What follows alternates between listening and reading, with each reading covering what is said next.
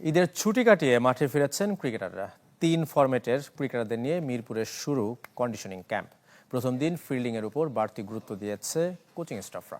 New Zealand সিরিজের আগে নিজেদের মধ্যে প্রস্তুতি ম্যাচ আয়োজনের পরিকল্পনা টিম ম্যানেজমেন্টের।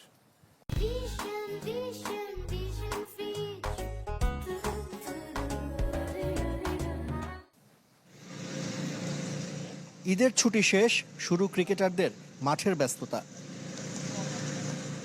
সামনে নিউজিল্যান্ড সিরিজ, এরপর পাকিস্তানের বিপক্ষে টেস্ট মিশন। তাই 3 ফরম্যাটের ক্রিকেটাররাই যোগ দিয়েছেন কন্ডিশনিং ক্যাম্পে। যে ক্যাম্পের মূল ফোকাস ফিল্ডিং। এ ডিপার্টমেন্টে এখনও অনেকটাই দুর্বল টিম বাংলাদেশ। একটা ভালো ফিল্ডিং অথবা ক্যাচ ম্যাচের পার্থক্য করে দিতে পারে। তাই ফিল্ডিংয়ের উন্নতিতে জোর দিচ্ছে টিম ম্যানেজমেন্ট। মূল মাঠে নিজেদের ঝালিয়ে নিয়েছেন মুমিনুল হক, তাইজুল, ইবাদত, সাদমানের মতো টেস্ট ক্রিকেটাররা। এরপর জিম সেশন। ফিল্ডিং সেশনে যোগ দেয় সাদা বলের ক্রিকেটাররাও। সৌম্য, শেখ মেহেদী, তাসকিন, শামীম, জাকের আলীরা ঘাম ঝরিয়েছেন। তবে প্রথম দিন ক্যাম্পে ছিলেন না ওয়ানডে অধিনায়ক মেহেদী হাসান মিরাজ।